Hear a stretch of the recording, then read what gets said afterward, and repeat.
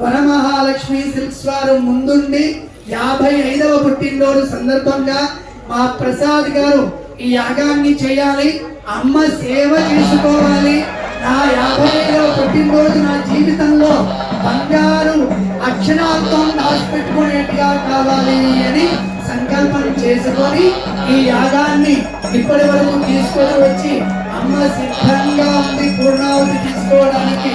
మహాపూర్ణావతి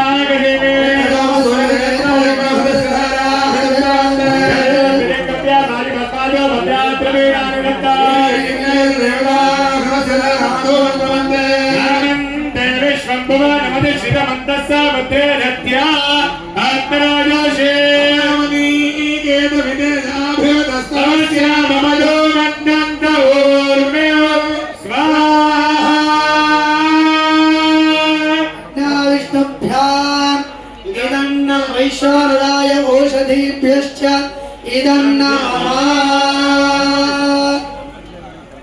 अच्छा नमो देव देवाग्नेवोदस्य मध्यप्रादस्य वेः स्वस्तं सुक्षितं दिवाय मल्भ्याः देवेभ्यो हमिः आयाय किन्नेद्विधानो अर्वा इन्द्रेण देवैः सरदन्तुरेभिः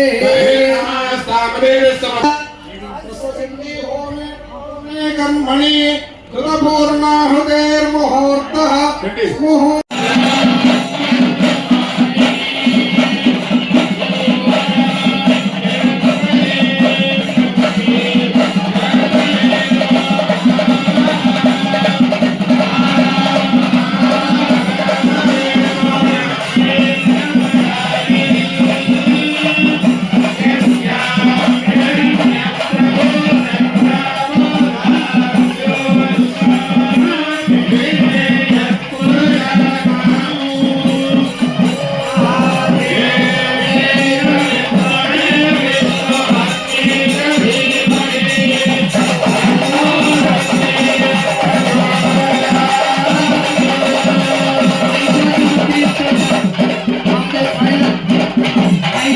పండితులందరికీ తెలుసు ఈ ముహూర్తం వైశిష్ట్యం ఏంటి అని. అలాంటి ముహూర్తము సోమవారం అయింది. ప్రదోష కాలంలో ఈ యాగాన్ని నిన్న శివపార్వతుల కళ్యాణంతో ఈ కార్యక్రమం చేసుకున్నాం మనం. ఇంత వైభవోపేతంగా నిన్న రుద్ర హోమము, అలానే శివ కళ్యాణం. ఈశ్వరుణ్ణి ఎవరు ఆరాధించాలి, ఈశ్వరుణ్ణి ఎందుకు ఆరాధించాలి, ఈశ్వరుణ్ణి ఆరాధించడం వలన మనకేం కలుగుతాయి అని మనకు ఒక ప్రశ్న వస్తుంది. అనాయాసేన మరణం వినా దైన్యేన జీవనం దేహి మే కృపయా శంభో త్వయి భక్తి మచంచలామని. ప్రతి మనిషికి కూడా 3 గుణాలని కలిగి ఉండాలి. మొదలుగా ఏంటి అంటే అనాయాసేన మరణం. వేదం ఏం చెప్పింది? 100 సంవత్సరాల ఆయుష్ చెప్పింది. 100 సంవత్సరాల ఆయుష్ కూడా ఎలా ఉండాలి అంటే మహామృత్యుంజయ మంత్రంలో చెప్తారు. ఉర్వారుకమివ బంధనాత్ మృత్యోర్ముక్షేయమామృతాత్ అని. మహామృత్యుంజయుని ఉపాసించిన, మహామృత్యుంజయుని ఆరాధించిన మనకేం కలుగుతుంది అంటే అనాయాస మరణం కలుగుతుంది. ఏంటి స్వామి ఊరికే మరణం గురించి చెప్తున్నారు మీరు అనొచ్చు. అనాయాసం అంటే ఏంటి అంటే ఉర్వారుకం అని అంటారు. మన వేదంలో ఏం చెప్తుంది అంటే ప్రకృతిలో దోస పండు ఉంటుంది. ఆ దోస పండు మిగతా అన్నిటికీ వైవిధ్యం ఏంటంటే మామిడికాయ మధ్యలో కింద పడిపోతుంది, జామకాయ ఉన్నట్టు పడిపోతుంది. కానీ దోస పండు మాత్రమే ఉర్వారుకం అంటాం దాన్ని. ఆ దోస పండు మాత్రమే పూర్తిగా పండిన తర్వాత తీగ నుంచి వేరవుతుంది. ఆ లక్షణం దోస పండుగ మాత్రమే ఉంటుంది. దాన్ని ఉర్వారుకమివ బంధనాత్ అంటారు. మహామృత్యుంజయ మంత్రంలో చెప్తారు. అలాంటి దోస పండు ఎలా అయితే పరిపూర్ణంగా పండి తీగ నుంచి వేరవుతుందో మేము కూడా ఆ శరీరాన్ని తీసుకున్నాము. తీసుకున్న తర్వాత 100 సంవత్సరాల ఆయుష్. పండితులందరూ కూడా ఆశీర్వాదం చేస్తారు. శతమానం భవతి శతాయుః పురుషాః అని. అంటే ఏంటి అంటే 100 సంవత్సరాల ఆయుష్ ప్రతి మనిషికి కావాలి అని.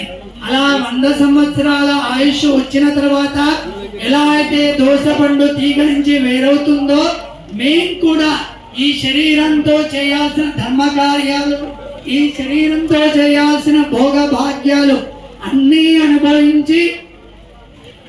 అనుభవించి తర్వాత ఈ శరీరం విడిచిపెట్టాలి.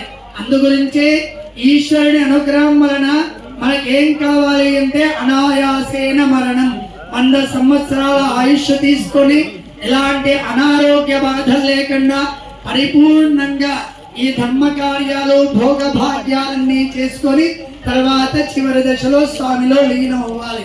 వినా దైన్యేన జీవనం అని రెండోది చెప్పారు. మా చెయ్యి ఎప్పుడు పైనే ఉండాలి తప్ప మేము ఒకరి దగ్గరికి వెళ్ళి దీన స్థితిలో ఉన్నట్టుగా ఉండకూడదు అని. ఎప్పుడు మేము దాన ధర్మాలు చేస్తూనే ఉండాలి. మేము ఒకరి దగ్గరికి అడుక్కోవాల్సిన అవసరం లేకుండా కావాలి. వినా దైన్యేన జీవనం, ఇవి రెండు ఉంటేనే సరిపోతుందా? ఏం కావాలి అంటే దేహి మే కృపయా శంభో త్వయి భక్తి మచంచలా.